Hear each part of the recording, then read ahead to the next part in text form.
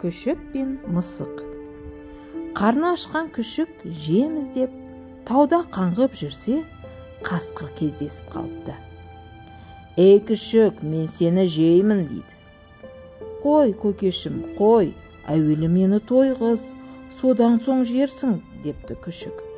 Жарайды, менің соңымнан қалмай ере бер» дейді қасқыр. Екеуі бірге келе жатып, бір топ сиырды көріпті. Қасқыр серігіне қарап, «Маған қарашы, менің көздерім, құлақтарым, аузым, құйрығым қандай екен» дейді.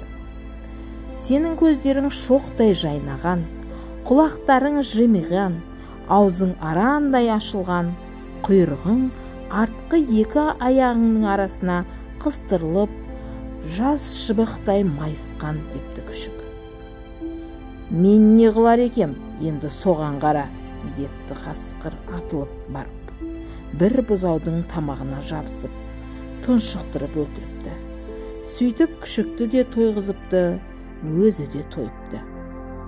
«Мен тойдым, сенің етіңді енді жемеймін. Қош бол» депті де қасқыр желе жортып кетіп қалыпты. Күшік бұзаудың жемтігінің қасында 3 күндей болып, тегін етке тойып жатыпты. Ақырында іші пысқан соң жортуға шыққан екен. Бір аш мысыққа кез болыпты. «Ей, мен сені жеймін» депті мысыққа. «Қой, күшекке, қой, әуелі мені тойғыз, содан соң жерсің» депті мысық.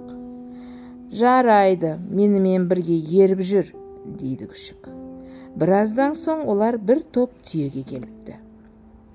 «Мысық, маған қарашы, менің көздерім, құлақтарым, аузым, құйрығым қандай екен» дейді күшік.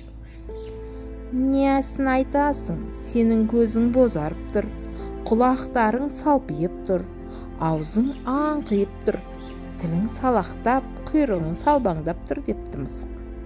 «Енді мен не қылар екенмін, көр де тұр» депті де күшік жүгіріп барып, бір түйенің аяғын тістейін дегенде, түйе мұны дәлдеп тұрып, басқа теуіп қалыпты.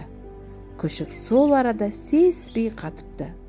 Сонда мысық: «Ей мақтаншақ, сен әліңе қарамай, қиын іске қолыңды создың» депті.